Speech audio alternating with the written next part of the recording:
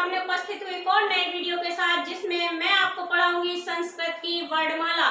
संस्कृत की वर्णमाला क्या है, वर्ण की डेफिनेशन क्या है, संस्कृत में कुल कितने वर्ण होते हैं, वर्णों के कितने भेद हैं, फिर आपके स्वर के कितने भेद हैं, व्यंजन के कितने भेद हैं। तो आइए स्टार्ट करते हैं वीडियो को शुरू करने से पहले आपसे एक रिक्वेस्ट है कि आप वीडियो को लाइक, शेयर एंड सब्सक्राइब जरूर कर दें। आइए स्टार्ट करते हैं वीडियो, जिसमें मैं आपको पढ़ाऊंगी संस्कृत वर्णमाला। संस्कृत वर्णमाला पढ़ाने से पहले मैं आपको बताऊंगी कि वर्ण किसे कहते हैं। वर्ण वह ध्वनि है जिसका खंडन ना किया जा सके, जिसको तोड़ा ना जा सके, उसे हम वर्ण कहते हैं। वर्ण वह ध्वनि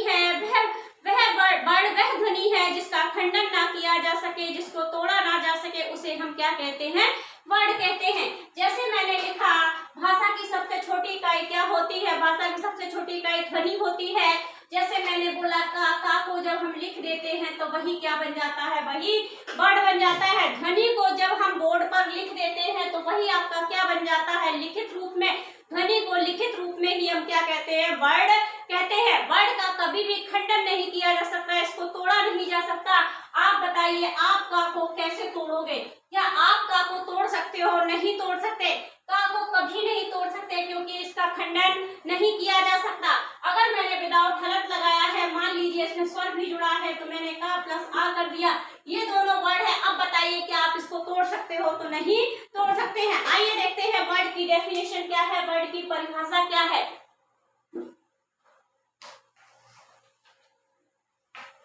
वर्ड की परिभाषा,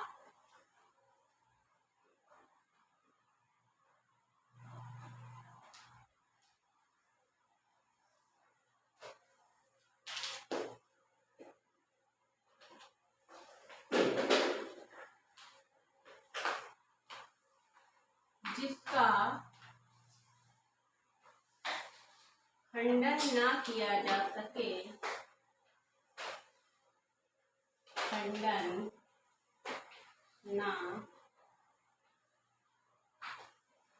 किया जा सके,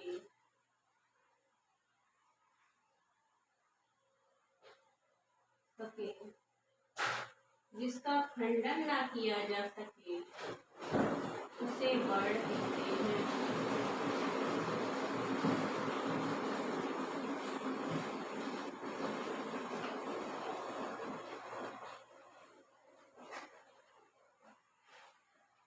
जिसका खंडन ना किया जा सके, उसे वर्ण कहते हैं। मीन्स जिसको तोड़ा ना जा सके, उसे हम क्या कहते हैं, वर्ण कहते हैं। उदाहरण है आपका का, चा, पा, हा, हा आदि।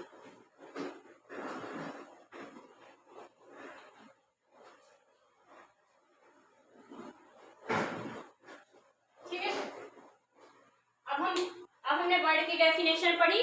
जिसका खंडन ना किया जा सके, जिसे तोड़ा ना जा सके, उसे हम क्या कहते हैं, वर्ड कहते हैं। वर्ड आपके का, चा, पा, था, ता, था आदि, ये आपके वर्ड है। इनका कभी भी खंडन नहीं किया जा सकता, इनको कभी भी तोड़ा नहीं जा सकता। संस्कृत वर्णमाला में कुल कितने वर्ण होते हैं, तो आइए देखते हैं।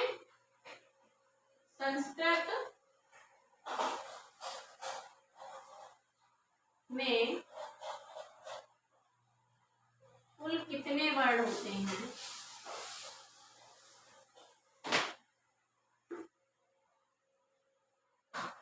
कुल वर्णों की संख्या, कुल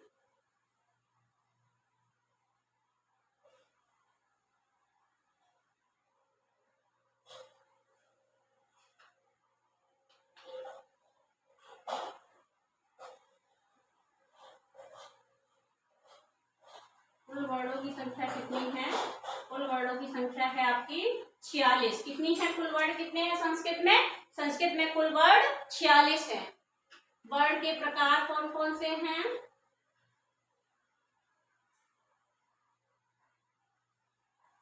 वर्ण के प्रकार, वर्ण दो प्रकार के होते हैं। कितने प्रकार के होते हैं? दो। कौन कौन से? देखिए यहाँ पे वर्ण के प्रकार या भेद, ये दो होते हैं, स्वर वर्ण, सेकेंड है आपका व्यंजन वर्ण।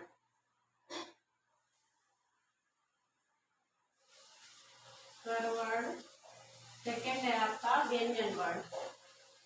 स्वर वर्ण किसे कहते हैं? जो वर्ण बिना किसी की जिनको बोलने में हमें किसी दूसरे वर्णों की सहायता ना लेनी पड़े। स्वर वर्ण किसे बोलते हैं, किसे कहते हैं? जिनके उच्चारण में जिन वर्णों के उच्चारण में हमें किसी दूसरे वर्ण की सहायता ना लेनी पड़े, उसे हम स्वर वर्ण बोलते हैं। जिन वर्णों के उच्चारण में हमें स्वरों की सहायता लेनी पड़ती है, उसे हम व्यंजन वर्ण कहते हैं। जिन वर्णों को बोलने में हमें किसी दूसरे वर्ण की सहायता नहीं लेनी पड़ती है, उन्हें हम स्वर वर्ण बोलते हैं। जिन वर्णों को बोलने में हमें स्वरों की सहायता लेनी पड़ती है, उसे हम व्यंजन वर्ण बोलते हैं। तो स्वर संख्या में कुल कितने होते हैं? संस्कृत में कुल 13 वर्ण होते हैं। संस्कृत में कुल 13 वर्ण होते हैं। और आपके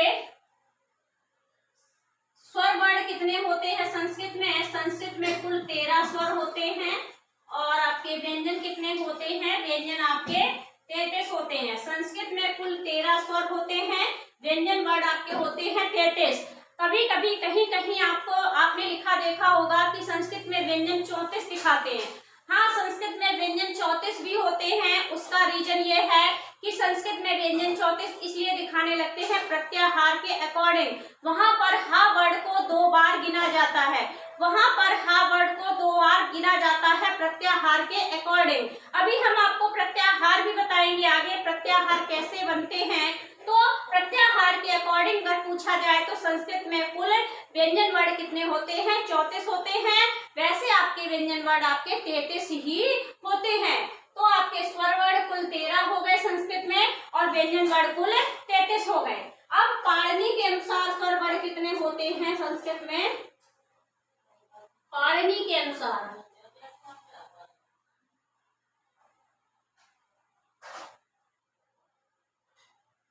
पाणिनि के अनुसार स्वर कितने होते हैं? पाणिनि के अनुसार स्वर कितने होते हैं? पाणिनि के अनुसार स्वर 9 होते हैं। अगर पाणिनि के अनुसार स्वर पूछा जाए तो पाणिनि के अनुसार स्वर 9 होते हैं। और वैसे संस्कृत में कुल कितने स्वर होते हैं? 13 स्वर होते हैं, 13 स्वर होते हैं। इतना आपको समझ में आ गया होगा। अब हम आइए चलते हैं स्वर की तरफ कि स्वर क्या है, स्वर के भेद कितने हैं। तो आइए देखते हैं स्वर के कितने भेद हैं। स्वर के 3 भेद हैं। कितने भेद हैं स्वर के? स्वर के 3 भेद हैं। कौन कौन से? ह्रस्व स्वर, दीर्घ स्वर, प्लुत स्वर। ह्रस्व स्वर, दीर्घ स्वर, प्लुत स्वर। दीर्घ स्वर, प्लुत स्वर। ह्रस्व स्वर क्या होते हैं? जिन वर्णों को बोलने में हमें एक मात्रा का समय लगता है, जिन वर्णों को बोलने में हमें एक मात्रा का समय लगता है, उसे हम ह्रस्व स्वर कहते हैं। कौन कौन से होते हैं? आपका छोटा आ, छोटी ई, छोटा छोटी ई, छोटा ऊ, ऋ और आपका लिरी। ये आपके 5 कितने हैं? ये 5 आपके ह्रस्व स्वर हैं। दीर्घ स्वर कितने होते हैं? दीर्घ स्वर आपके कौन कौन से होते हैं? दीर्घ स्वर बड़ा, बड़ी, बड़ा ऊ और री। दीर्घ स्वर कितने होते हैं? दीर्घ स्वर 4 होते हैं। कौन कौन से? बड़ा आ, बड़ी ई, बड़ा ऊ, आपका ये ऋ, ये डबल वाली ऋ। और प्लुत स्वर कौन कौन? प्लुत स्वर कितने होते हैं? प्लुत स्वर आपका एक ही होता है, जिसमें जैसे हमने ओम कह दिया तो ओम आपका प्लुत स्वर होता है, जिसमें 3 मात्राओं का समय लगता है। ह्रस्व स्वर को बोलने में हमें एक मात्रा, ह्रस्व स्वर के उच्चारण में हमें एक मात्रा का समय लगता है। दीर्घ स्वर के उच्चारण में हमें 2 मात्राओं का समय लगता है। प्लुत स्वर के उच्चारण में हमें 3 मात्राओं का समय लगता है। जैसे हमने कहा ओम, ओम आपका ह्रस्व स्वर में आ जाएगा। और जैसे हम किसी को जोर से बुलाते हैं, हमने कह दिया राम, श्याम, तो ये आपका ह्रस्व स्वर में आ जाएगा, क्योंकि इसमें जब हम जोर से बुलाते हैं किसी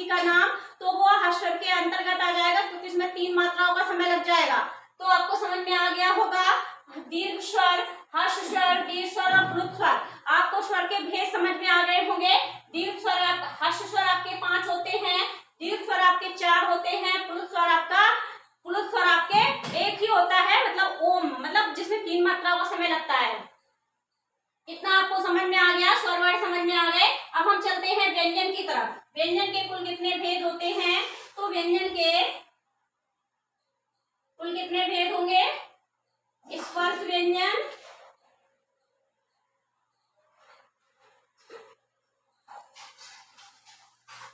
स्पर्श व्यंजन, अंतस्थ व्यंजन,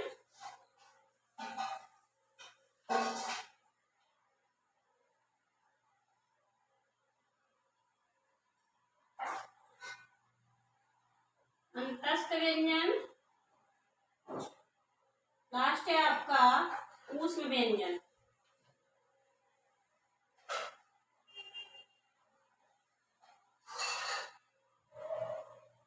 स्पर्श व्यंजन में कादियो मावसाना एक सूत्र होता है। स्पर्श व्यंजन में कादियो मावसाना एक सूत्र होता है, जहां पर का से मा तक जो आपके क्या होते हैं?